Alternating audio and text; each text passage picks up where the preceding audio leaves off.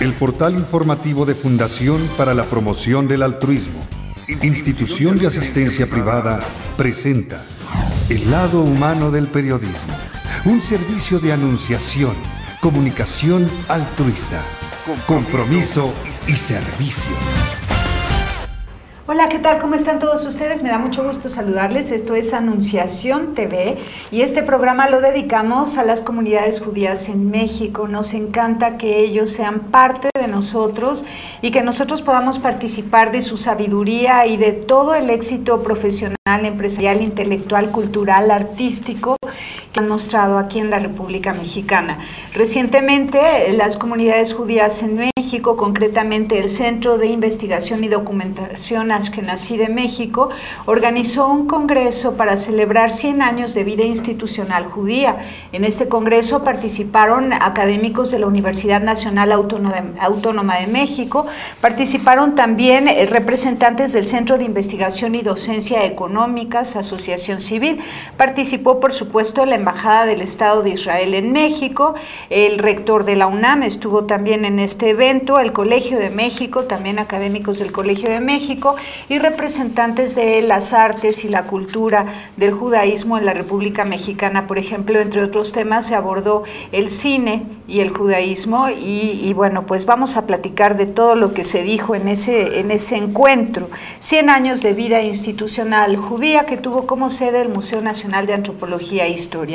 Está con nosotros David Sergio Plasencia Bogarín, él es coordinador técnico del Centro de Documentación e Investigación de la Comunidad Ashkenazí de México, y nuestra queridísima Mati Sommer, coordinadora de investigación de este mismo centro. ¿Cómo estás, Mati? Buenos días. Buenos días, Teddy. Gracias.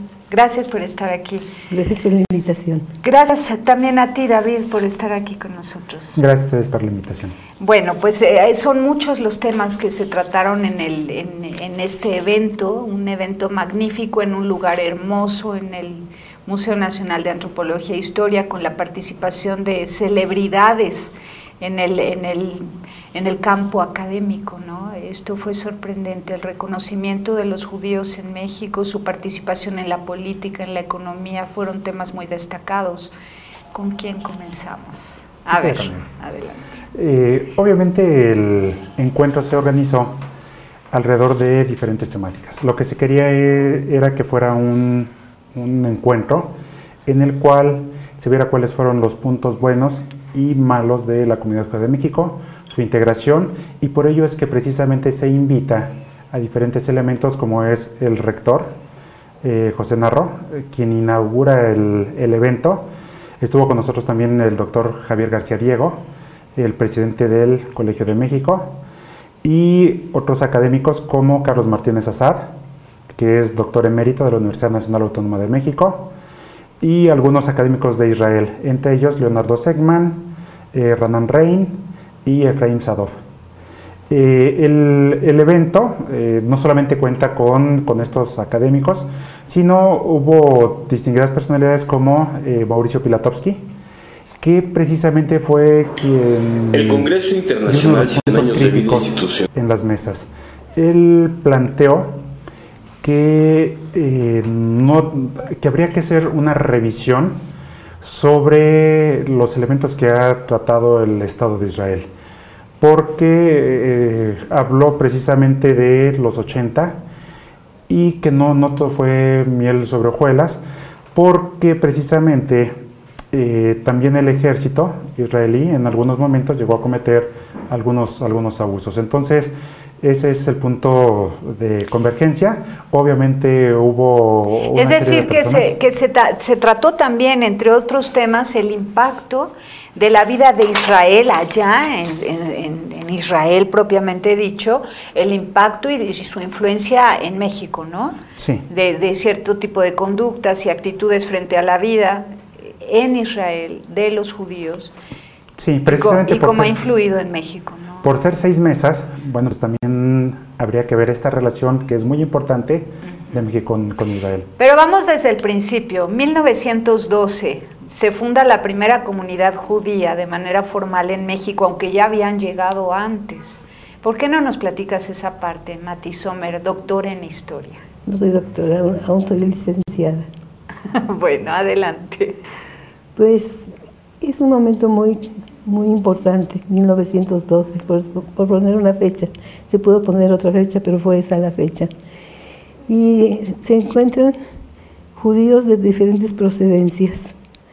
Judíos que vienen de Polonia, judíos que vienen de Rusia, judíos que vienen de Siria, judíos que vienen del Imperio Otomano. De Estados Unidos también. De Estados Unidos también. De Francia. ¿No?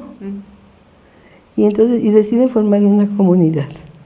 Porque hasta ese momento vivían en forma libre. Es decir, si quiero, soy judío, si no quiero, no soy judío, si puedo, soy judío, si no puedo, no soy judío, pero el formar una comunidad es formar un compromiso.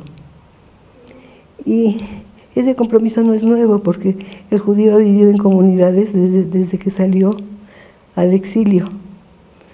Y eso ha hecho que ha vivido bajo sus propias leyes, aunadas a las leyes del país en el que vive, porque es muy importante hacer sentir dos cosas, que cuando el judío sale durante la época de los romanos, cuando es exiliado en la época de los romanos, sale con leyes. La primera ley que sale es que nunca más va a tener un templo mayor como el que tuvo, como el Bet Hamikdash se acabó. En los lugares van a haber sinagogas. Ya no van a haber sacerdotes por corruptos. En lugar de ellos van a haber rabinos, que son profesionistas. Son conocedores de la ley judía, pero no son intermediarios entre Dios y el hombre. Tercero, se va a obedecer las leyes del país en el que vives. Y cuarto, la formación de comunidades, donde viene la ley judía para la vida interna dentro de la familia, y el judaísmo exista dentro de la familia y dentro de la comunidad. Y su llegada a México tiene también dos propósitos. Por un lado, vivir libremente su religión. Por otro lado, también tener posibilidades de invertir, de hacer negocio. No únicamente de invertir, sino de vivir en libertad. Cuando vives en libertad puedes hacer muchas cosas.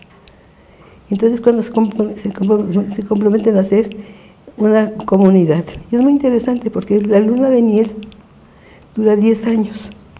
De 1912 a 1922, en donde los judíos de diferentes procedencias viven juntos. En 1922, la comunidad ashkenazí se separa del grupo y forma su propia comunidad. Se llama Nidhei Israel, que significa los corridos de Israel. Si me preguntas, querida Tere, ¿qué significan los corridos de Israel? Yo siempre creí que tenía que ver con el proceso histórico, que habían sido corridos de quién sabe qué país.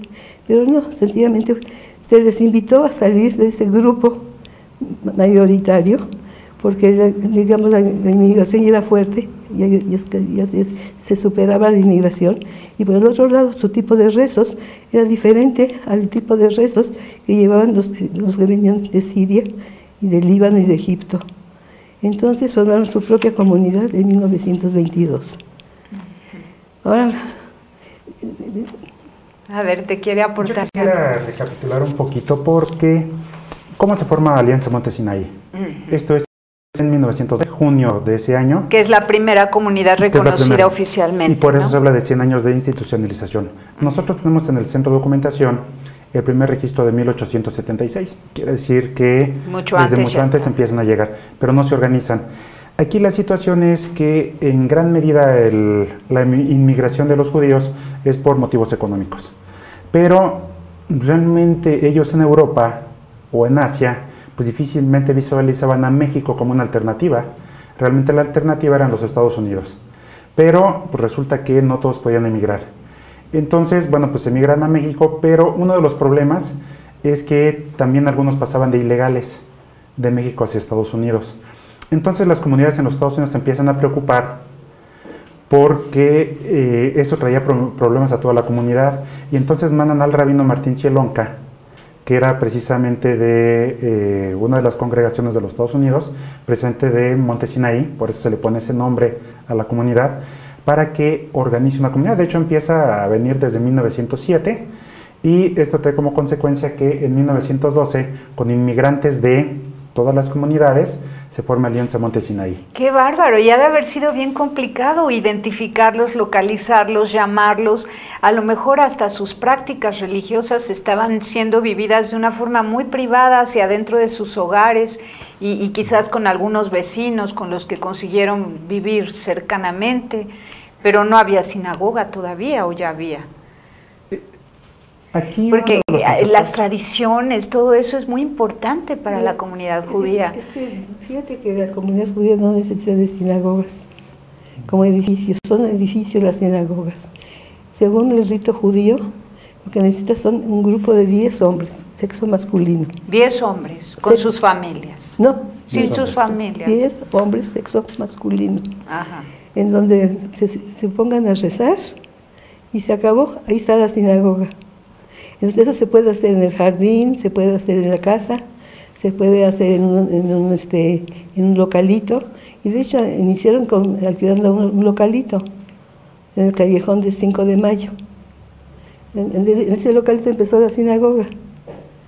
¡Qué lindo!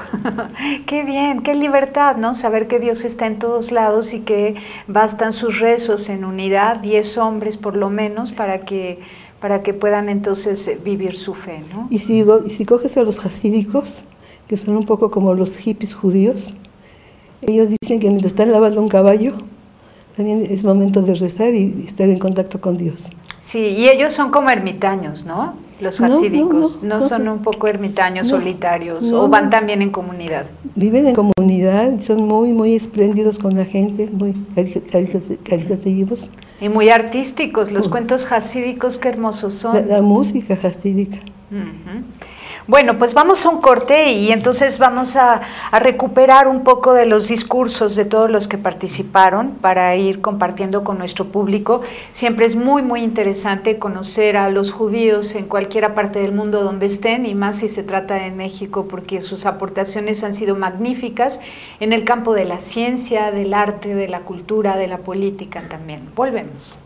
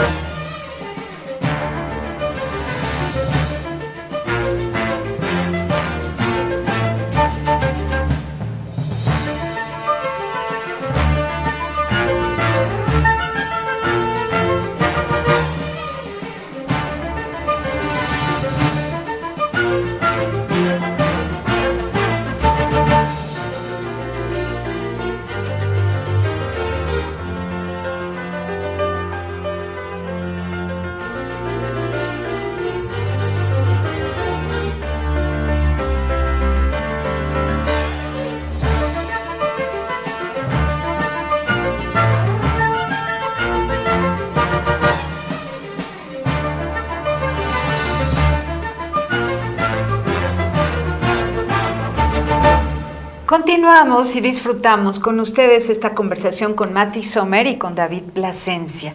Entonces vamos al detalle un poco compartiendo pues los discursos de quienes estuvieron allá participando en el Congreso de 100 años de vida institucional judía. Por favor. Sí. Yo quisiera hablar de la presentación del libro de Jacobo Granat. Dentro del evento hubo la presentación de este libro que fue escrito por la doctora Alicia Bochman de Bacal y el epílogo de Luis Granat, que es nieto sobrino de Jacobo Granat. ¿Por qué es importante Jacobo Granat? Porque es de los fundadores de la comunidad.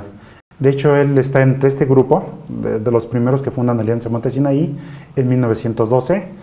Y no solamente eso, sino él es de las personas que aporta el capital para la instauración del primer panteón judío.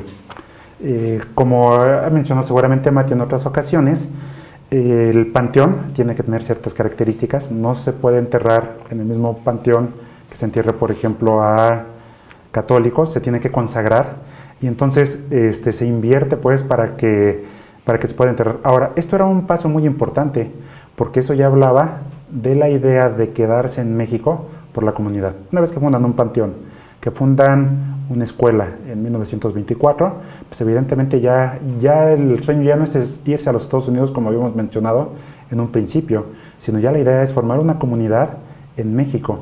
Obviamente al formar Alianza Monte Sinaí, también la idea ya es quedarse en el país. Bueno, estuvieron Alicia Bochman de Bacal, Raquel Thorenberg, Luis Granat, entre otros, presentando el libro.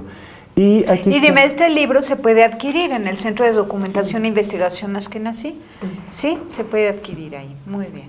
Sí, solamente tendrían que ir a Acapulco 70, segundo piso, y se sigue vendiendo. Tuvimos mucho éxito, realmente la venta fue importante ese día, pero tenemos todavía ejemplares en el Centro de Documentación. Él no solamente es importante su carácter comunitario, sino también es una de las personas que va a tener los primeros cines en México. Forma precisamente el Círculo Olimpia y dentro de este Círculo Olimpia pues tiene una serie de cines en los finales de los 10, los 20, incluso él presta el Salón Rojo a Francisco Madero en uno de sus actos políticos, porque además tenía esta convivencia con Francisco Madero precisamente por ser masones. Independientemente de que fuera parte de la comunidad, también eran masones y de esta forma es que lo conoce a él. ¿Y esto era posible conforme a la religión judía, ser además masones? Sí era posible, ¿eh? De hecho, no es nuevo. Ellos tienen, por ejemplo, las logias, entre ellas la logia Espinosa. Entonces, pues sería otro grupo. Aquí lo que pasa es que el judío es muy diverso. Eso es lo que nosotros vemos. Realmente, cuando se pregunta cómo distinguir al judío, es bien difícil. Porque dicen, bueno... Es por el Shabbat, ¿no? Pues es uno de los grandes, pero no necesariamente. Un punto es un pueblo, pero resulta que si uno ve étnicamente, nosotros podemos encontrar los europeos, que son rubios, y se parecen a los europeos. Si vamos a los que vienen de Medio Oriente, pues también se parecen a las personas de Medio Oriente. Tenemos a los falaches, que son negros. Entonces, no es un pueblo.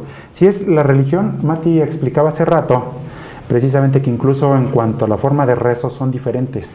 Hay diferentes formas de rezo. Que si guardan el Shabbat, hace rato, no todo el mundo guarda el Shabbat. No. Unos sí lo guardan, otros no lo guardan. Si es la comida kosher, algunos comen kosher y otros no comen kosher. Entonces, ¿cuál es la clave, Mati?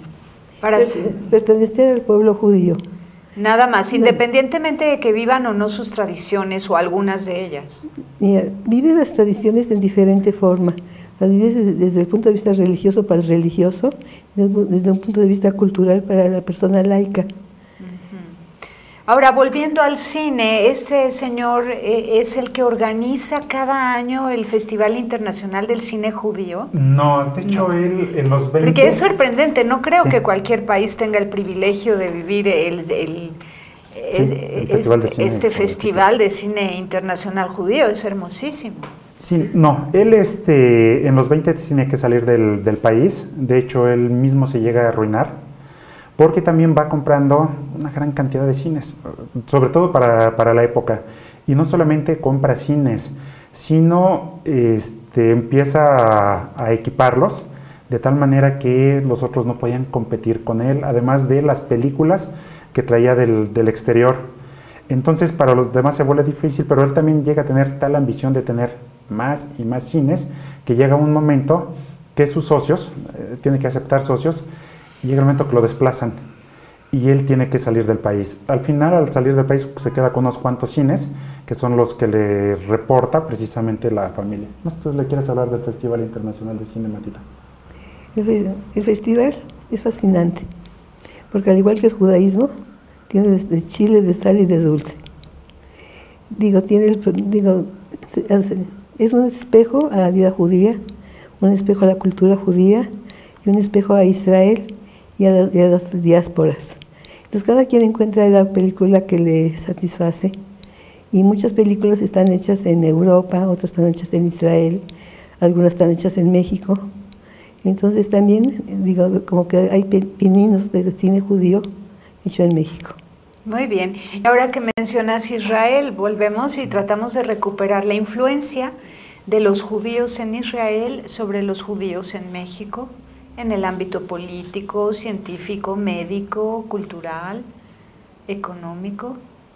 Aquí yo creo que lo primero que tendríamos que especificar es que, incluso hablando del tema Israel, hay dos tendencias de judíos.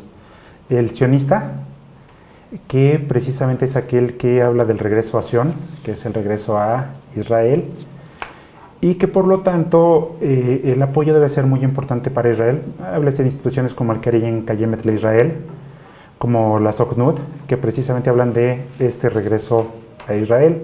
Pero también hay otra tendencia, la diaspórica, la que piensa que precisamente la nación es el país en el que nacieron y por lo tanto son mexicanos. Y Israel pues sí es la tierra, pues es la tierra santa, pero que sin embargo su patria está en el país en el que han llegado y que por lo tanto lo que tienen que hacer, aportaciones, etcétera, son para el país.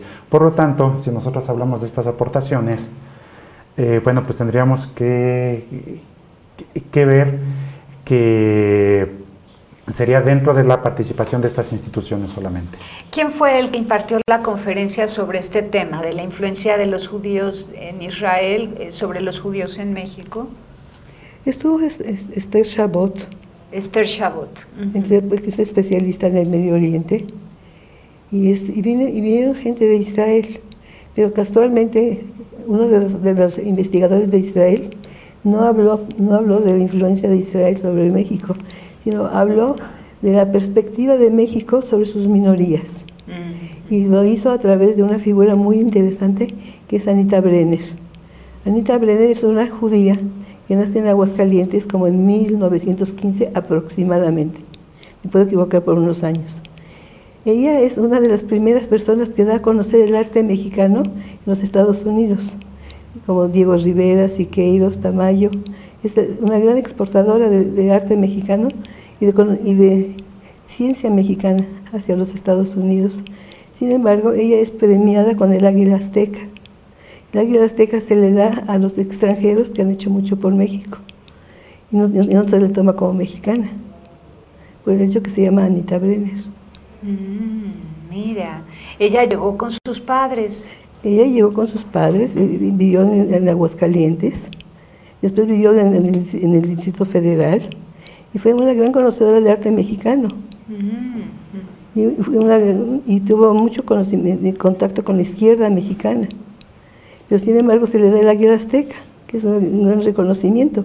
Pero como dijo Leonardo Senkman, que es el investigador que trajo la conferencia de Israel a México, dice, ¿cómo le dan el Águila Azteca si nació en Aguascalientes? Pero por el hecho de llamarse Anita Brenner, no es mexicana. Ajá, claro. Pero además el Águila Azteca podía dársele a cualquier extranjero que esté en cualquier parte de la República Mexicana. Sí, ¿verdad? claro.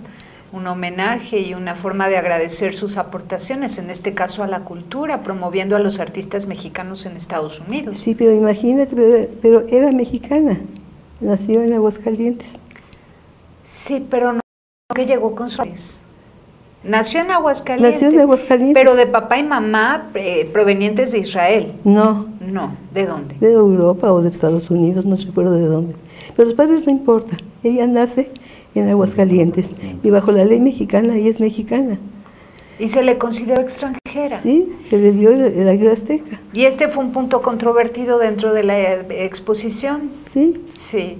¿Cómo que les parecía? ¿Que México no la reconocía suya, no la reconocía parte de su patria? ¿O No. qué? Y había un poco de duelo en eso. No hay duelo, es entender que México es un país pluricultural, multiétnico, pero por el otro lado le cuesta trabajo reconocer que es pluricultural y multiétnico. Bueno, hay mucha ignorancia al respecto. Todo nacido en México es mexicano, independientemente de la religión. El decir de una persona que es judía, nos estamos refiriendo a su religión. Lo mismo decimos de un católico, mira, te presento a fulano, es católico. Ni tendríamos que decirlo, ¿verdad? Es mexicano y pues ya cada quien si quiere expresa sus convicciones religiosas. Pero a los judíos los identificamos muy bien por su religión. ¿Y qué se hace con los que no profesan religión? Hay algunos judíos que no la profesan, ¿verdad? Que son judíos por tradición familiar, pero que no la están viviendo. Por cultura. Aunque sí nos hace falta, nos hace falta que se note su espiritualidad y su fe, porque quienes la tienen y iluminan. Vamos a un corte y regresamos.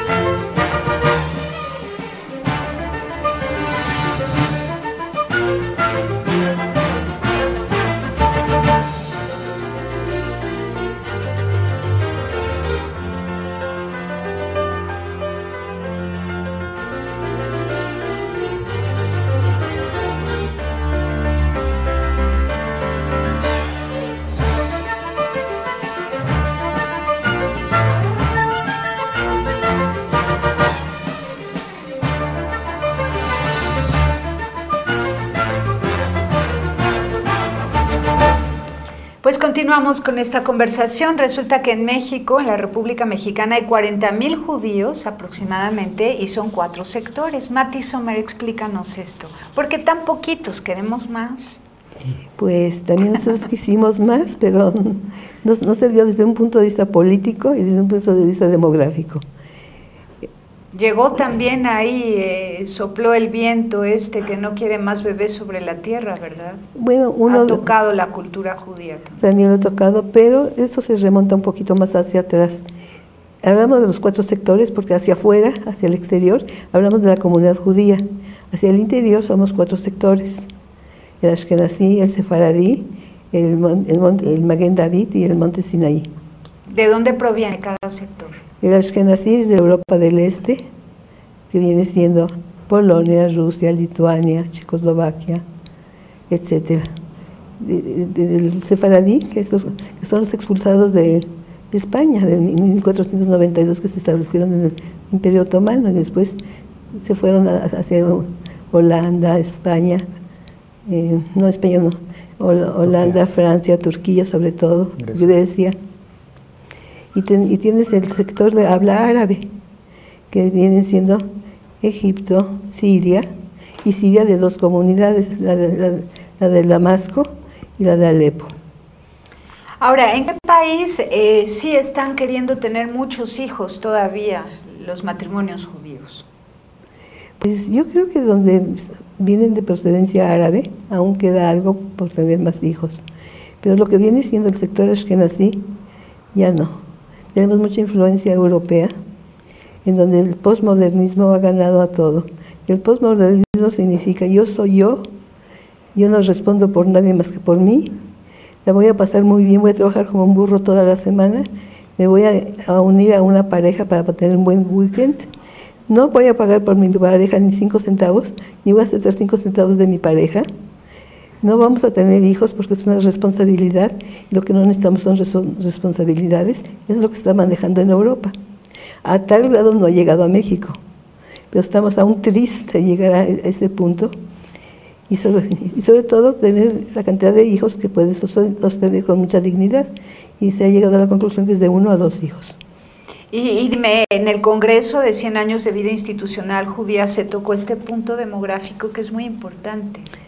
Muy superficialmente, muy superficialmente, porque hubo otros temas también, ¿no?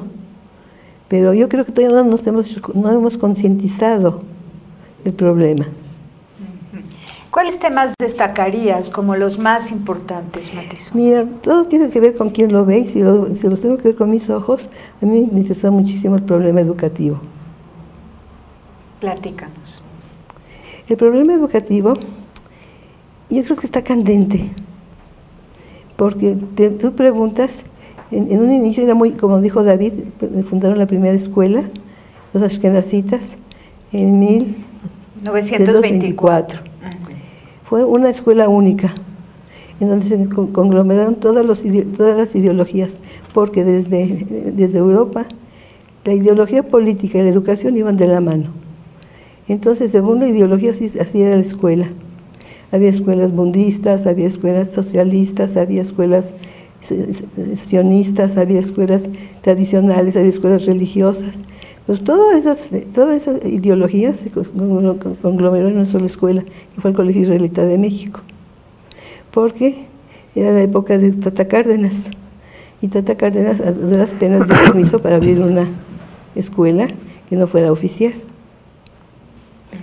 Cuando llega Ávila Camacho, ya se puede abrir 4 escuelas, y cada una con su ideología. De hecho, Raquel Kleinberg hizo una reflexión precisamente sobre qué está pasando actualmente con la educación judía. Y es la misma problemática que se está dando a nivel nacional. Que ahora se ha dejado el papel de la educación a la escuela. Realmente eso es lo que se está criticando. Aunque sean escuelas judías. Aunque sean escuelas judías, realmente educamos en la casa. Hay que ser realista, educamos en la casa. En la escuela lo que se va a adquirir es una serie de conocimientos, y esa es precisamente la crítica que está realizando ella. Dice, por un lado, si hablamos de aspectos judíos, no se dan tradiciones, etcétera, porque se deja la escuela, pero resulta que la escuela, pues antes que nada tiene que dar una currícula. Hay una currícula con la que tienen que cumplir de español, matemáticas, química, etcétera, las materias curriculares que tienen que cumplir. Por otro lado, estamos entrando en una situación difícil, porque ahora los niños han perdido respeto incluso por sus mismos padres.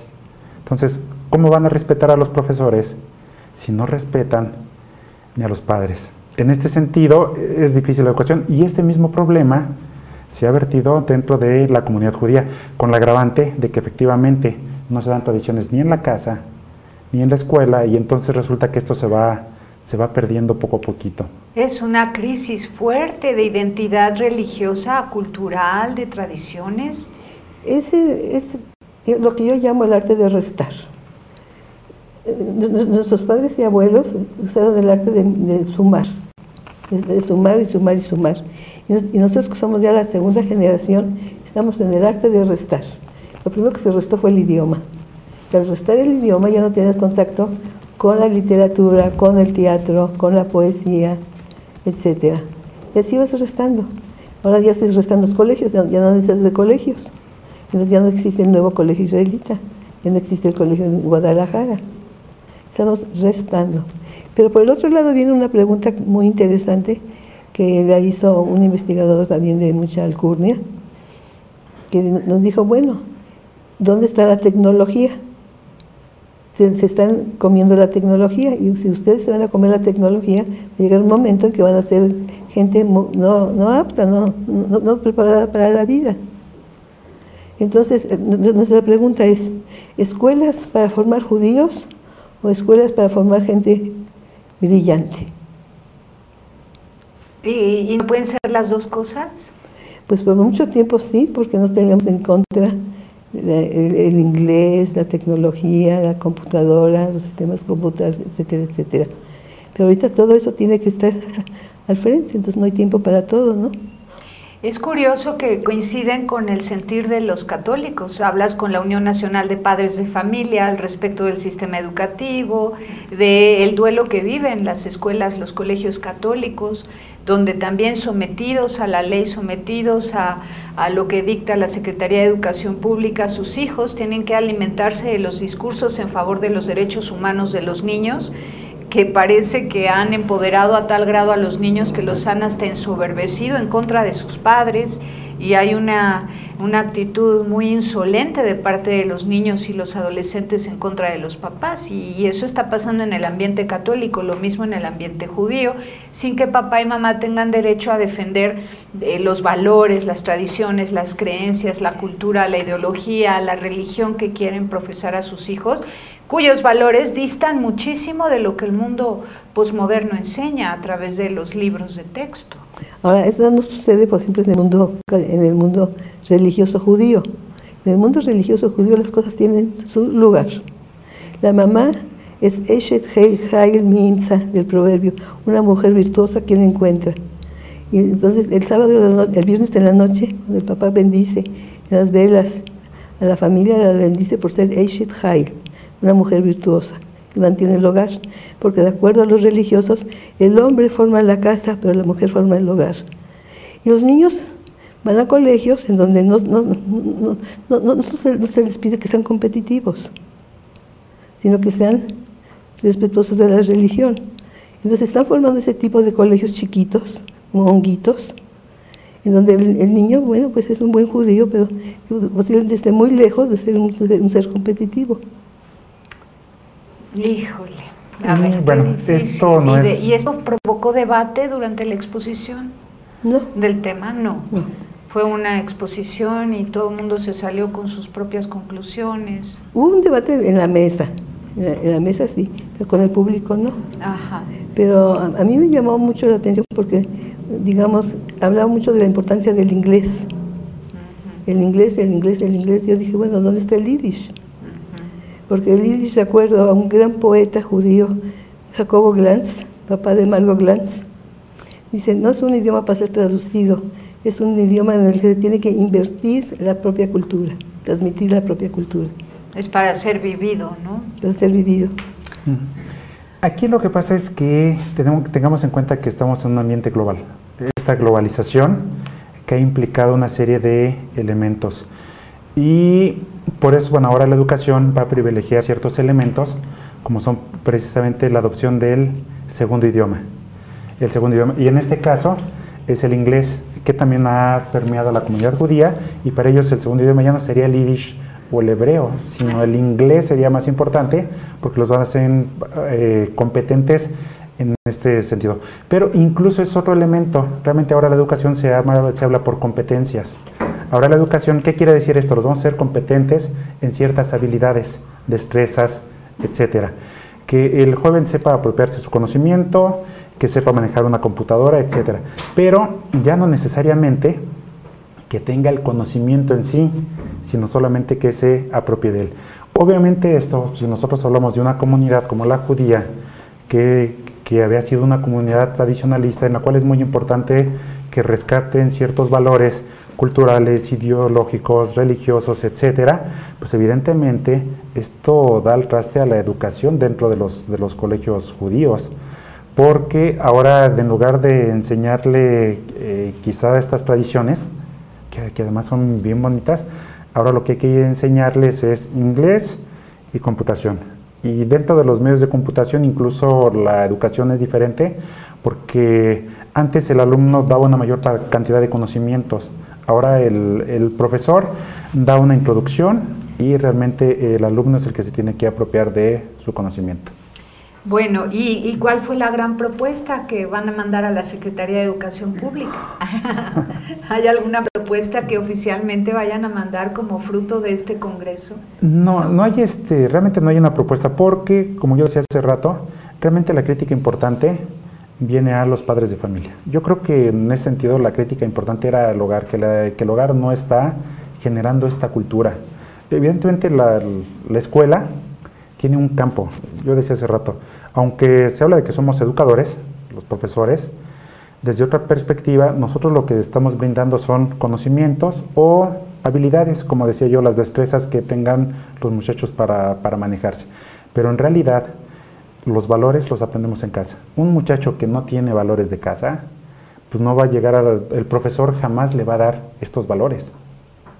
Esos valores ya tendrían que venir desde el hogar. Entonces, esa es creo que la crítica importante, y la comunidad sí ha instaurado una serie de programas, porque no solamente hay programas en cuanto a estos valores esenciales, sino hay problemas de alcoholismo, drogadicción, y de hecho la comunidad, no de ahora, de antes, tiene ciertos programas precisamente para atacar estos problemas que se están dando comunitariamente. Claro. ¿Cómo se nota que vamos todos juntos, verdad? Y que independientemente de nuestra cultura y de nuestras tradiciones familiares, estamos siendo invadidos y contaminados por los vicios de la posmodernidad y nos vemos vulnerables ante todas las ofertas de este mundo, ¿no? De la era neopagana. Mati Sommer, ¿se grabaron las conferencias? ¿Hay material videográfico disponible al público? ¿Hay memoria por escrito del Congreso?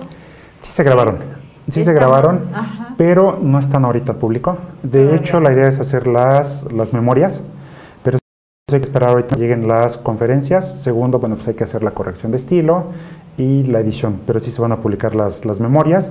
Se van a publicar casi íntegramente. ¿Por qué digo casi íntegramente? Porque habrá alguno que no mande la conferencia y entonces, bueno, pues esa quedará fuera, pero sí se van a mandar. Y por otro lado vamos a hacer edición de algunas de las conferencias y las vamos a subir a nuestra página, que es www.cedica.com.mx. Entonces ahí pueden estarse consultando, que vamos a ir subiendo poco a poco algunas de las conferencias. Excelente. Pues muchísimas gracias, Mati Sommer. Muchas gracias por haber estado con nosotros. También David Sergio Plasencia. Muchas gracias. Gracias por habernos invitado. Gracias. Y el espacio que nos diste. Gracias, aprecio mucho y quiero que sepan que este es su espacio y que para la comunidad judía lo que quieran, cuando quieran, como quieran, que Anunciación TV está disponible para que ustedes digan lo que sea. Para seguir iluminando al mundo. Este debe ser un espacio en el que se sientan cómodos para decir lo que quieran y pues manden la luz que nos hace falta. Muchas gracias. Gracias. Pásela bien haciendo el bien. Hasta la próxima. Sí hay soluciones. Aquí, en el portal informativo de Fundación para la Promoción del Altruismo, Institución de Asistencia Privada. El lado humano del periodismo. Un servicio de anunciación, comunicación altruista. Participa en Facebook. En Todo México Somos Hermanos. Y síguenos en Twitter, @TodoMéxicoSomos.